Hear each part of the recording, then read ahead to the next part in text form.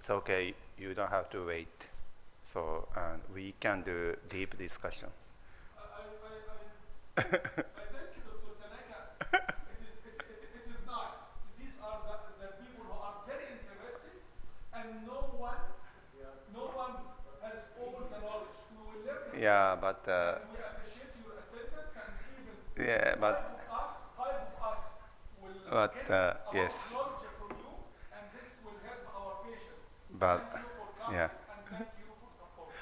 but So we will start the thank session for the first talk. Dr. Masato Tanaka, spine consultant from Japan. He is a famous spine surgeon in Japan. He was one of the pioneer and active spine surgeons in the AO spine community as well. Dr. Masato will give us two talks.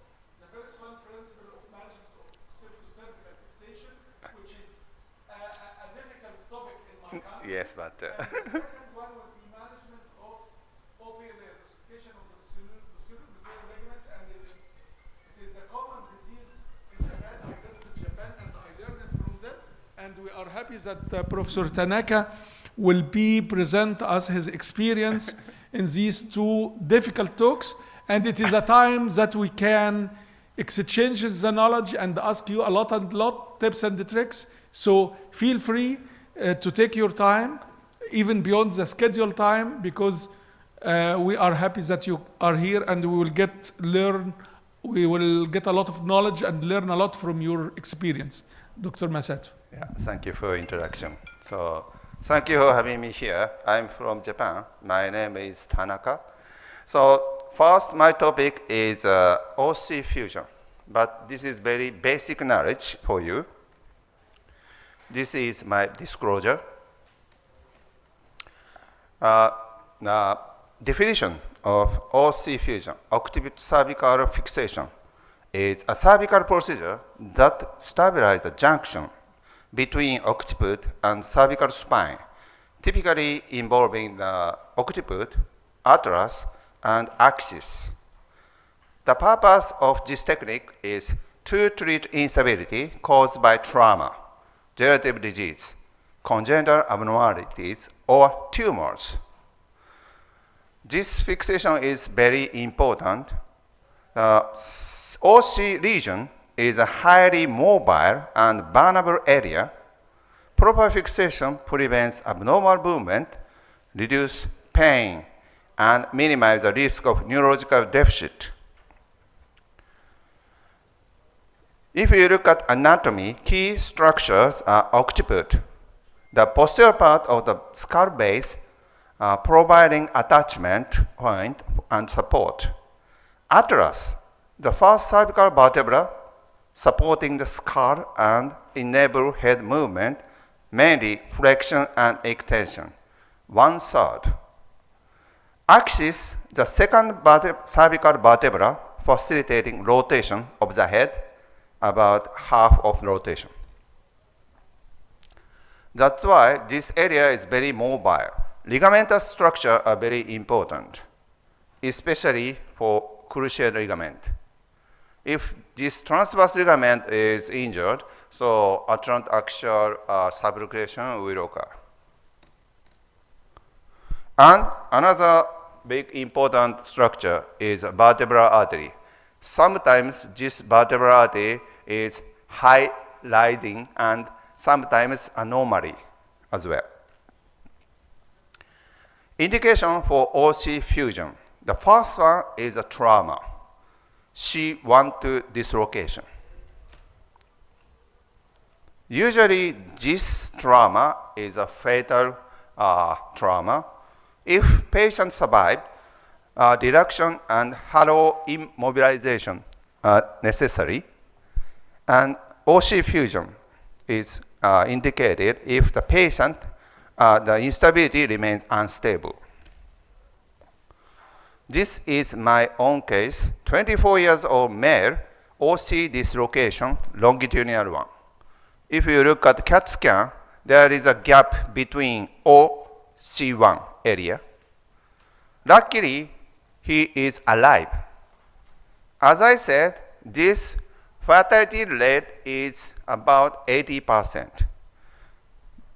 But This patient survived. We fixed the hollow jacket. After that, OC fusion. This patient is luckily no neurological deficit. Another indication is a common indication for degenerative disease. One is a vertebral subluxation or basilar impression, and irreducible atlantoaxial subluxation, very common.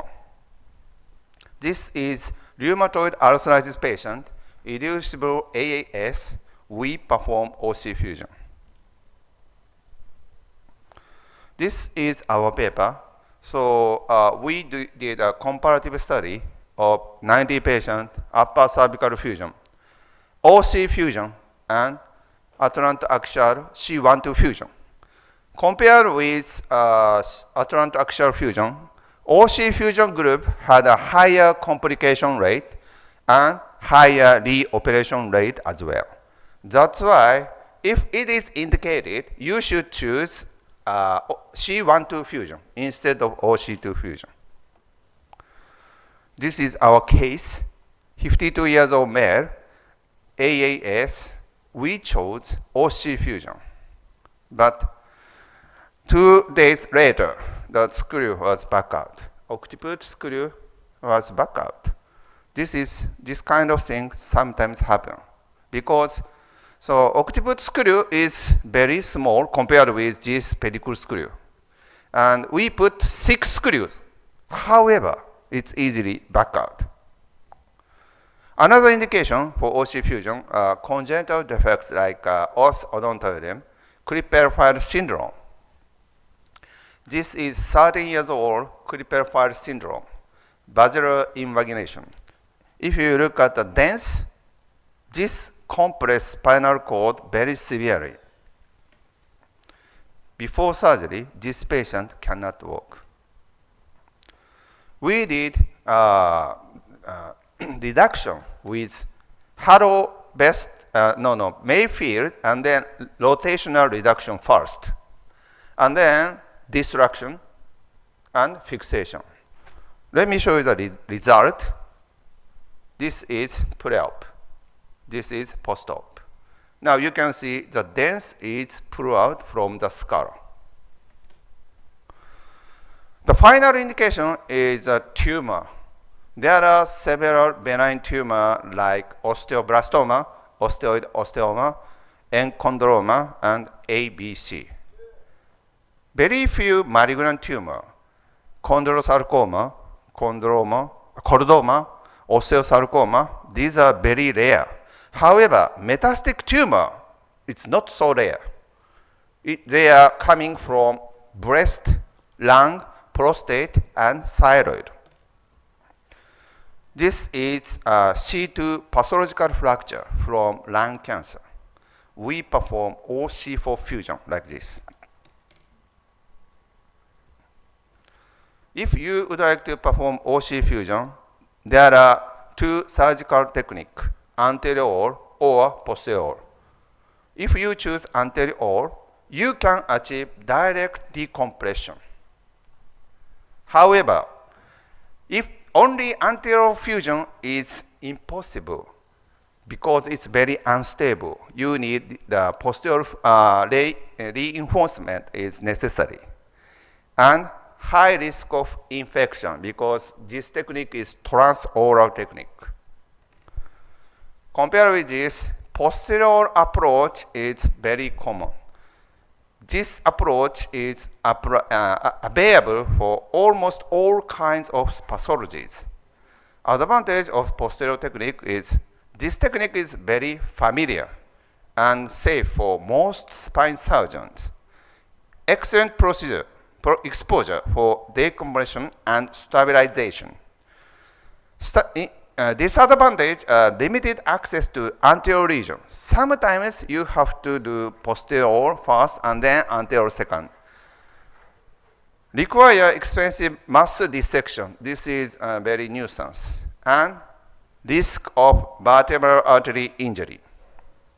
If you look at paper, VA injury, very common, about 2%. If you put C1 lateral mass screw, also the risk of spinal cord injury and also carotid artery injury as well. 2.8% screws are unacceptable position. That's why we need some kind of assisted technology. If you use navigation technique, advantage is high precision of screw trajectory. Useful when anatomy is distorted like congenital anomaly or trauma. Reduce revision rate and complication and enable minimally invasive posterior approach. However, there are several disadvantages. Potential for registration error or tracking drift, steep learning curve, of course, high cost and maintenance. Nowadays, robotic surgery is becoming very popular all over the world. Advantage is very similar for navigation technique, reduce hand tremor and fatigue, allow smaller incision and improve. Disadvantage is also the high cost. Limited tactile feedback. This is very important for spine surgeon. If you feel this is inside the spinal pedicle, so it's very safe. But if you use robot, you cannot feel. This is a problem. This is a three kind of technique. If you use CR, you can see the real-time visualization compared with this one. However, a lot of radiation. This is now the big issue in Japan. So several doctors has passed away because of the radiation-induced cancer. And navigation, I like this technique. It's very easy to put a screw. However, sometimes reference frame is moved, registration error will occur. Robotics, of course, it's automated. So young doctor can perform difficult surgery. However, as I said, limited tactile feedback, this is very important for a skillful surgeon. If you are not so sure it's inside the pedicle, so you shouldn't trust this robot or navigation.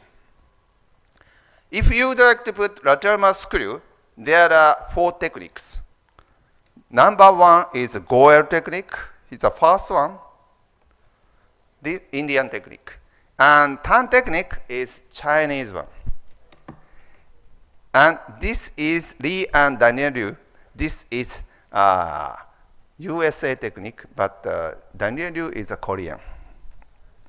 This is my technique, Japanese technique. So if you perform Goel technique for C1 lateral mass screw, so Goel always recommend to cut C2 nerve root, but it's not a good idea. Patient always complain the occipital ear. If you would like to perform Tan technique, direct insertion, so as you know, C1 lamina is very thin. About half, you cannot put a screw. If you perform this, lamina will break. Sometimes, if cranial slip is a high risk of VA injury. That's why golden standard is this notching technique.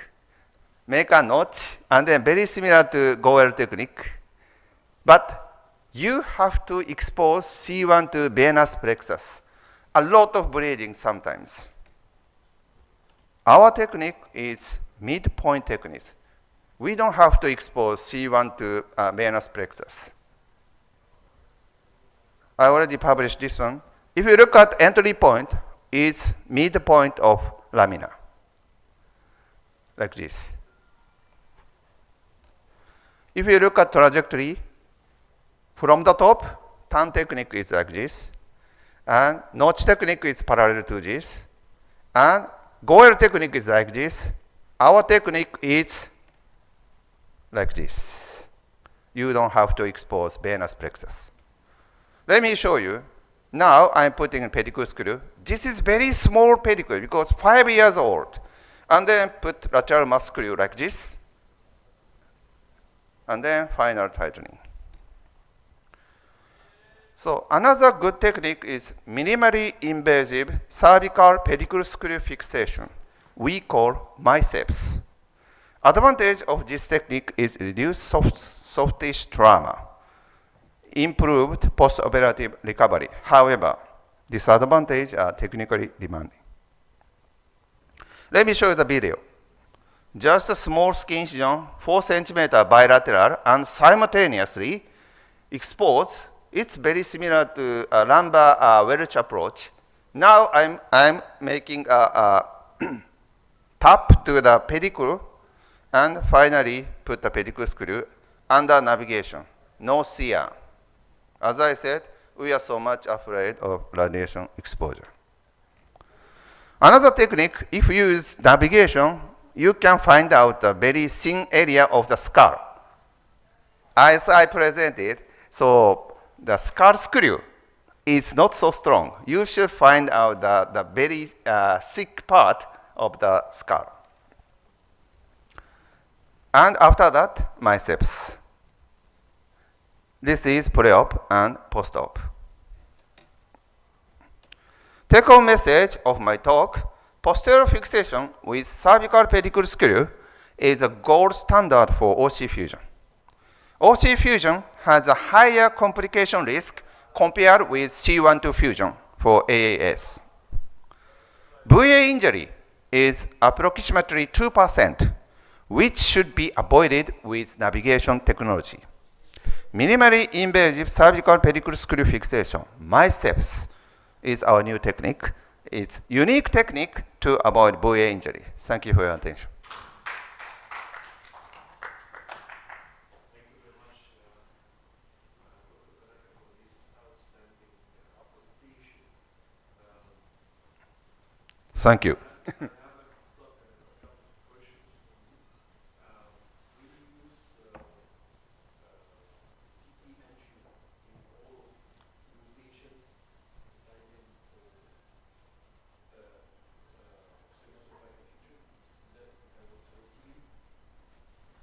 In Japan, in my hospital, even for decompression, we never use CR. For endoscopic decompression, you use CR. We use navigation. For pedicle screw, of course, it's very easy, but for sure. And we hate radiation. Only BKP, balloon kyphoplasty, I use CR. Other technique, always navigation.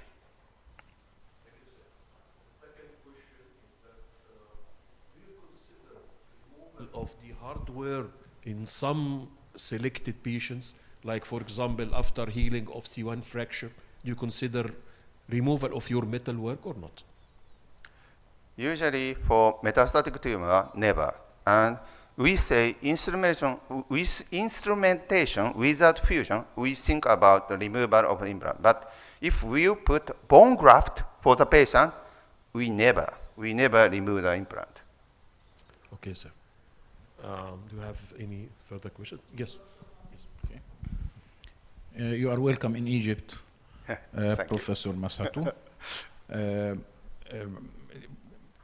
I have some questions. Okay. Do you put bone graft in occipital-cervical fusion? Of course. Hmm? Of course. Okay, okay. Where? If you did decompression, where do you put the bone graft? Posterior and posterolateral with iliac bone graft and allograft, both. Both. Because Okay. it's not a for good the- idea that a lot of iliac bone graft, its patient have some donor side pain. So allograft is available in Japan. Okay. About the case that you show us of failure of the occipital plate, okay, what did you do for this?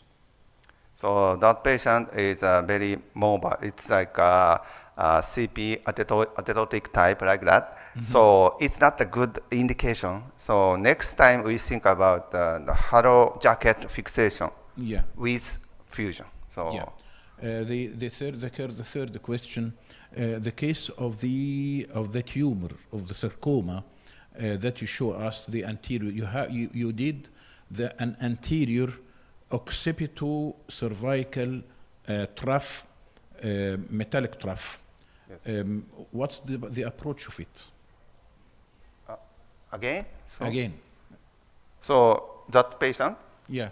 So as I said, anterior decompression sometimes is necessary for tumor. Yeah. But as I said, only anterior fixation is not enough. It's very unstable. Yes. So Yeah. posterior reinforcement is very necessary.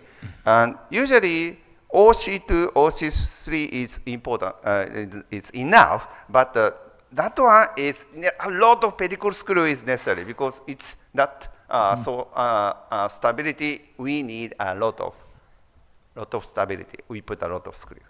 Okay, thank you. Dr. Muhammad? Thank you, Dr. Thank Masato, you. for the presentation. Regarding, you said that you go from My steps. something like wealthy approach, Yes. but in the cervical spine to anchor the pedicle screw, so you don't dissect in the ligamentum nuchae.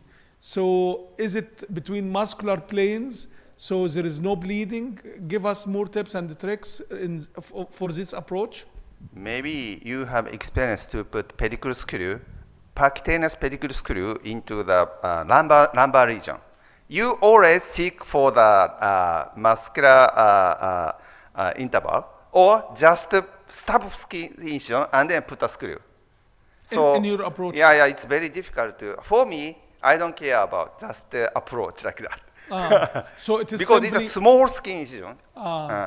so you go through the muscles. Yes, and but anchor your our your instruments. colleague reported this one, but originally they find out and then approach. But for me, I don't care. Okay. Just And in this technique, so you will apply the pedicular screw, cervical pedicular screw, and what is the bed for fusion?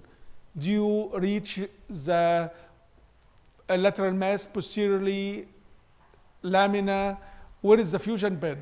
Please read our paper. So this is, as you said, this is a disadvantage of this technique. Usually we put anterior fusion and then additional one.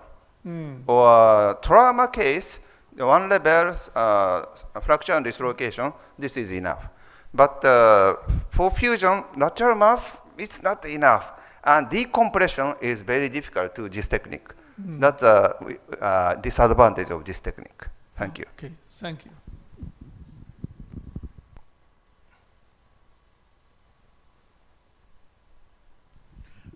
Now the second presentation of Professor Masato Okay. is this about the surgical planning in an OPLL. Okay. And- Thank you. My second topic is OPLL. As you know, OPLL is called Japanese disease. Do you know the reason why? Because Japanese doctor reported a lot of paper. But actually, in Asia, incidence is about 5%. So you should remember this.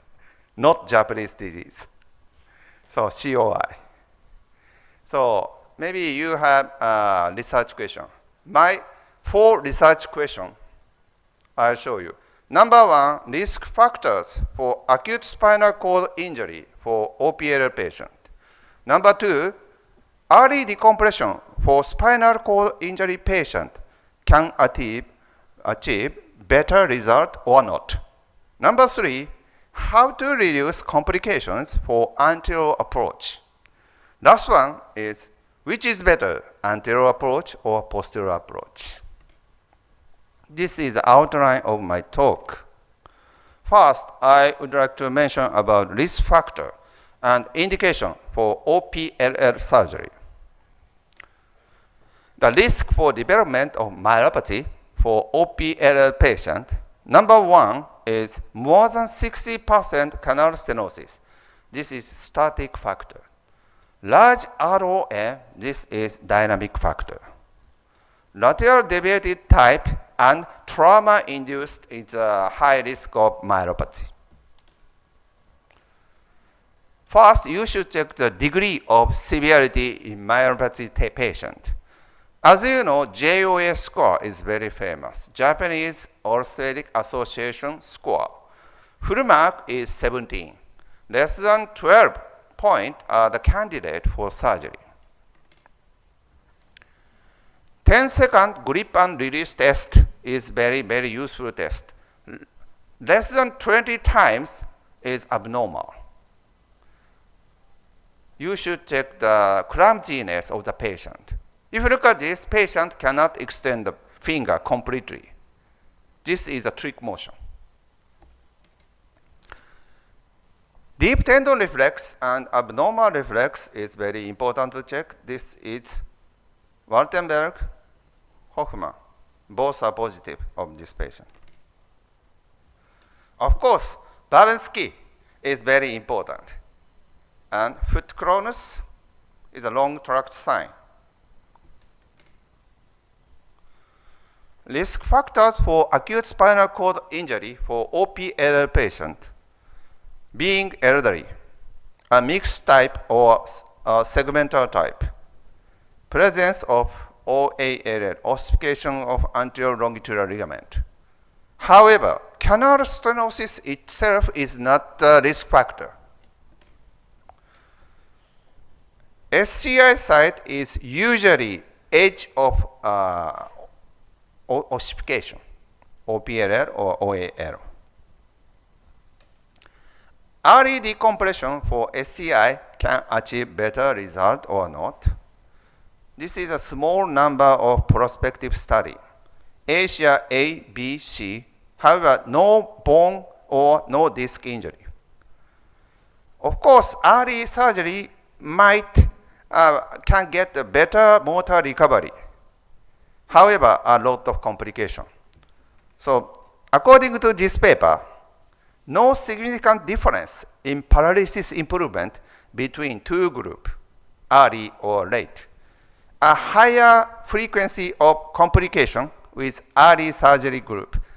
If you believe this paper, you shouldn't do surgery very early stage. But if you look at this New England Journal of Medicine, as you know, NASCIS-2 was a series of multi-center clinical trial for acute spinal cord injury. Conclusion is treatment with methylprednisolone in high dose one used in this study improves neurological recovery when the medication is given in first 8 hours. If you put very early stage, you can get good result. However, result itself are controversial because of a lot of complication. Pneumonia and some urinary tract infection. So this is a review article. This is very nice. 16 article, more than 800 patients. So more than 20 hours or less than 20 hours, they compare. So compared with to early or late decompression surgery, ultra early decompression surgery, this is within 24 hours, significantly improve patient neurological status. If you look at Folkman fracture, you need this kind of fascectomy to prevent contracture. This is the same. Spinal cord is compressed with bone. So if you enlarge the bone, this kind of thing you can prevent. Maybe. So next topic is complication for OPL surgery. So maybe you might think, why Japanese doctors love laminoplasty for OPLL? If you choose anterior approach, it's a reasonable approach because the OPLL is located anterior part of the spinal cord. Of course, you can get better recovery. However, it is technically demanding. If you choose posterior approach, less complication and less operation time. For me, if I perform laminoplasty from C3 to C7, less than 1 hour, less blood loss. A lot of reason Japanese doctor choose laminoplasty. So result of laminoplasty, overall very good, more than 50% recovery rate, and no need for color or orthosis. However, of course, there are several complications. Very nuisance one is C5 palsy, about 5%. Another one is epidural hematoma, axial pain, nerve root injury as well. But this complication rate compared with anterior procedure. If you choose anterior procedure, for approach, you have to retract the trachea and some nerve. That's why patients sometimes complain dysphonia. Of course, you have to decompress. The C5 palsy, even though you choose anterior approach, C5 palsy will occur.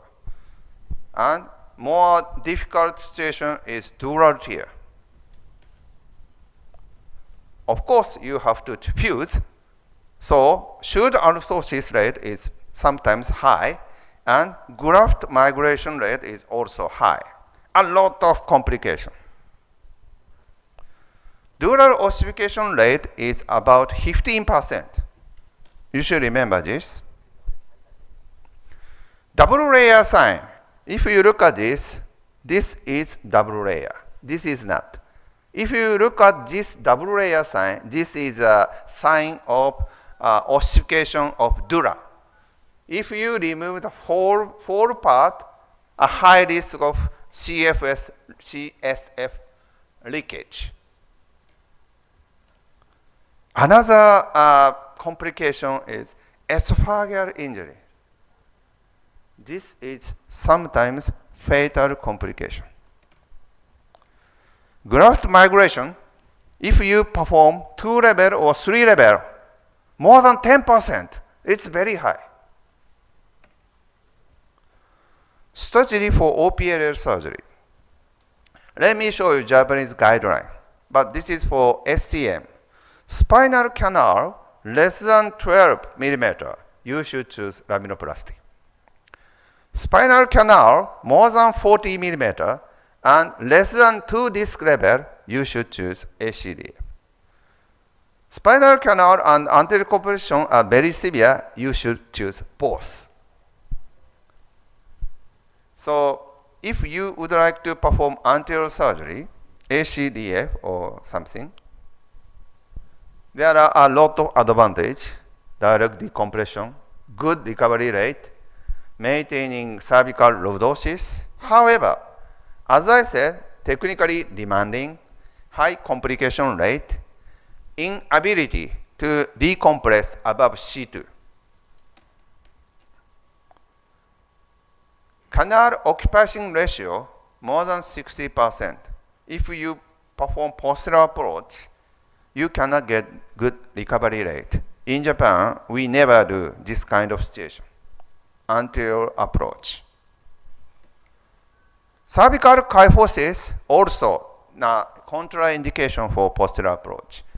More than 13-degree cervical kyphosis is not a good candidate for posterior approach. As you know, K-line is very useful technique. C2 spinal, mid of the C2 spinal canal to C7 spinal canal, draw a straight line, and then ossification is exceed of this line, we say K-line minus. This is not a good candidate for posterior approach. You should choose anterior. I'll show you the surgical tip. So this is from Korea. This is very difficult technique. So you should make a gutter, and then the four spinal column and OPLL is unblock anterior displacement. They call anterior controllable anti-displacement fusion, ACAF. But if you imagine this, very difficult to make a gutter, even though you use navigation. That's why in Japan, so anterior floating technique is very, very common. Recovery rate is also very nice, more than 70%. First step is sealing of OPLL like this, and then release lateral gutter, and then put the bone graft. Let me show you our case. This is cervical OPLL case. So in a neutral position, it's K-line minus. That's why this is a candidate for anterior approach. If you look at CAT scan, double layer sign. So this means the ossification of the dura. So this is a video. Even for anterior approach, I use navigation. Remove the vertebra, and then this is ultrasonic bone cutter, make gutter, and then this is floating. And then, as I said, posterolateral approach, put pedicle screw. This is postoperative X-ray. So, in some situation, you should think about which is better, anterior or posterior. Usually, posterior laminectomy with fusion for a big OPLL. If you believe this paper, so this is prospective paper. So for 40 patients, if you use anterior approach, more than 50% or K-line negative is a good candidate. Anterior corpectomy is better result. However, higher complication rate. I cannot agree more. But this is the most important paper for me. Laminectomy at compression level and then ACDF. Corpectomy of not more than 2 vertebral body. This is very reasonable for anterior approach. If long segment massive OPLL, majorly involving C2 like this, posterior laminectomy above and below the OPLL affected level with posterior fixation simultaneously. This is a good solution. Take-home message. If you would like to choose anterior surgery for OPLL patient, indication is canal occupation ratio more than 60%, K-line minus, cervical kyphosis more than 30 degree. You should pay attention to dural ossification, especially for double layer sign. Floating method is the best technique, and you should remember this technique is high complication rate and technically demanding. However, anterior approach is absolutely necessary technique. Thank you for your attention. Thank you, Dr. Tanaka. So we're going to enjoy with you with the very debatable issue with OBLL. Any question from the... Yes. Tanaka, regarding the extension of OPLL, sometimes if it is high, as you showed, behind the dents. So the extent of laminectomy and the extent of fixation will be up C1 or occiput or stop at C2, because I had patients like this, and I found that the space at CO, C1, C2 is good. So I stopped at C2 and I did undermining at the C2, and I fixed it from C2 down to the dorsal because it was extensive. And I told myself that it is much better to leave the rotation for the patient and not to sacrifice it. Yes, of course. Was the right decision, or in your experience? Yeah, of course. I cannot argue with you because C1 to level spinal canal is very wide, and previous lecture I said so OC2 is very important for neck motion, extension, flexion, and also rotation. We pay attention to preserve this motion, but sometimes we have to fuse. But you shouldn't stop at the OPLL side. OPLL, and you should stop this, is that it should be over. But as you said, we said dome osteotomy. This is very useful technique for C2. C2 lamina is very wide, so we usually do dome osteotomy, as you said. but sometimes we have to use from skull to the upper thoracic. Thank you. Thank you very much. So, Dr. Tanaka, I have a question for you also. So, I think most of us do not like the anterior approach in OBLL, especially in diffuse type. So, if you have a patient with a straight or mildly lordotic cervical spine with a canal 14 or more, your routine is to do posterior, whether laminoplasty or laminectomy and fixation, right? I understand that. This is your policy. Yeah. In my younger days, I always be challenging, but I'm already more than 60 years old. I'm afraid of severe complication. Even though not so good result, but very safe technique I would like to choose. But for young doctors, you should be challenging. But as I said, for posterior approach, very less blood loss, and surgical time is about 1 hour. So we shouldn't always seek for the 100% recovery rate. So sometimes 50% is acceptable for the patient. It's my opinion, personal opinion. Okay, sir. So I would like to ask you a technical point about the laminoplasty. So you always prefer laminoplasty over laminectomy and decompression, right? Do you use the open door technique, Hirabayashi, not the French one?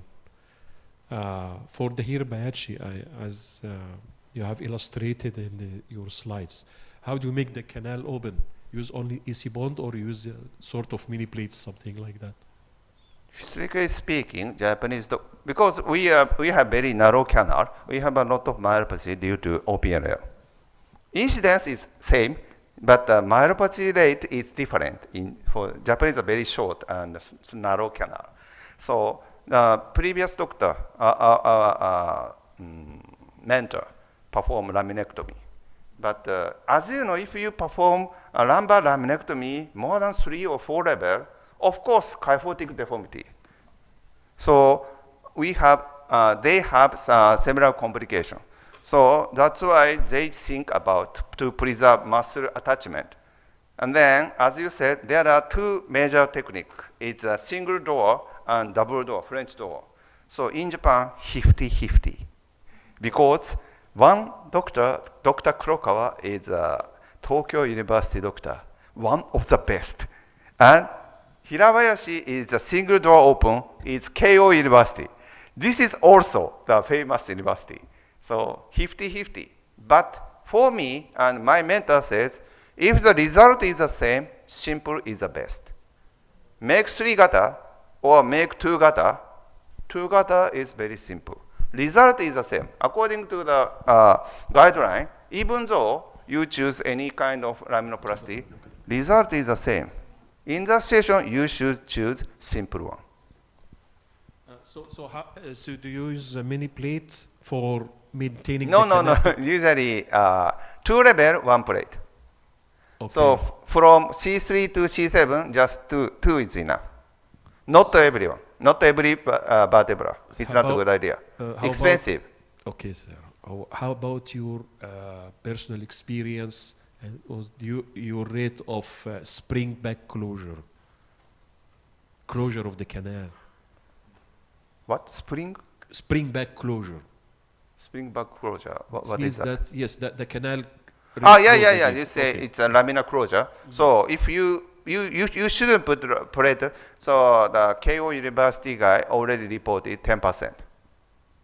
10%. Okay, so I think maybe more than 10 years ago, you have published papers with people in Hong because, Kong University about spring back closure. Yes. Our rate is 20%, mostly at C5, C6. Maybe my last question is about very catastrophic complications. A complication of, in general, posterior approach, but maybe, I don't know, it's strictly inherited with OBLL, which is the reperfusion injury or reperfusion syndrome or white cord injury. This very, very catastrophic. I faced it maybe twice in my life. So how about your experience? some Japanese doctors said reperfusion phenomena, but I'm a little bit doubt of that. So the simple root tethering is the most important reason for the C5 palsy. Sometimes it will occur, but very, very rare. It's my personal opinion. So your personal opinion that there is no reperfusion injury. I have no. I have no. I have no. I'd like to ask you regarding some colleagues advocate that we do in block laminectomy and leave it again like this. So make two patterns in block and leave it over the cord and do the fixation. Uh, Talk about this technique. Utilizing the technique of laminoplasty. But the common one is just laminectomy, and the fusion is very simple. But if you do laminoplasty, you can put a lot of bone graft for posterior aspect. If you remove four lamina, so you should put the bone graft in the lateral mass. That's the difference. Yes. I saw in Japan that when they did the laminectomy, sometimes they put the graft directly over the blue. Sometimes, but it's not a good idea. Also, I saw in Japan as well, they assess the blood flow in the anterior spinal artery by ultrasound, intraoperative assessment of improvement of the blood supply by complex ultrasound. Do you use the same technique? Yeah, maybe very, very special one, and it's an academic study. Usually, we use for ultrasonic for the foramen magnum decompression. I use this one, and for the tumor, I use. But for simple decompression, laminoplasty, I seldom use ultrasound. But academic, maybe they do some research. Okay, Professor, what your opinion about the Tomita laminoplasty, the midline laminoplasty? So, if you would like to, so before the plate, so they put some bone between the two between the lamina. spinous It's not process. likely for lamina closure. we Yeah, say. yeah. But and if you put a lot of bone graft for posterior part, but for laminoplasty, we can preserve the neck motion. Yes. It's not fusion. With the Tomita, we preserve the motion. With the Tomita laminoplasty, we yes. preserve the motion. Yes. Yeah, So yeah. nowadays, there are the two kind of plate. It's for the single door and double door. There are both implant are available Yeah. all over the world. Yeah. هو بس كان في برضه يعني I have يعني a remark دكتور خطاب about the extent of fusion في للأطلانتو أكزيال أو occipital cervical في ال OPLL. Actually we fix occipital cervical or Atlanto axial for instability and not for decompression. The OPLL we are mainly decompressing and not not treating instability. Okay, in the upper cervical spine we have the rule, the triad. The spinal canal is one third for the odontoid, 1/3 for the cord, and 1/3 is free. This free one actually in the more cephalic OPLL extended upwards, usually it does not go beyond that third to lead this compression. You agree? Agree, but you know, presentation, I give the presentation from Dr. Atul Goel from India, and his philosophy that It's crazy. It's crazy. I know. OPLL, the cause of OPLL is C1, C2 instability, and the management of OPLL is C1, C2 fusion. You hear this? Yes. So any case with OPLL, you will fuse C1, C2. I But actually, if you fuse, the OPLF seldom increase. And as I said, it's a motion. The dynamic compression is a main factor to cause myelopathy. That's why it's a canal ratio is the same. If you fuse, symptom will disappear. So that's why sometimes we choose fusion, but mainly for decompression, as you said. Okay. A question, please. Use mic. Mike, please.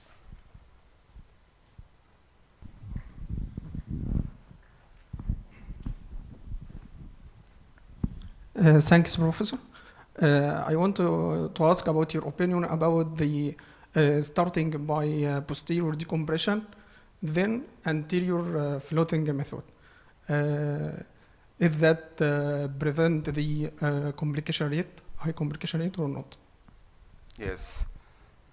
I would mention I have severe complication for anterior port, just very severe one, and then decompress. But maybe the high speed bar just compress, and this vibration cause some deterioration of the neurological deficit. So as you said, so if very severe one, first posterior decompression, and then anterior. You are correct. Thank you. Thank you. Do we have any further questions for Dr. Tarek? Still, we have ample of time. Professor Khattab, I think we don't have any more presentations. I'm sure tomorrow the participants will be much more than today. Although we enjoyed. If you have more presentations, show us tips and tricks regarding the anterior approach, the floating technique, the pedicular screw. We will be happy. It is a chance that you are here, and so if you have more presentation, we can hear it. We have time. I'm sorry, I didn't prepare. So. You didn't prepare. I didn't prepare. Okay, so Yeah. so we can conclude this session, and thank you so Thank much for your attendance Thank you and very the much. active participation. Thank you. Thank you.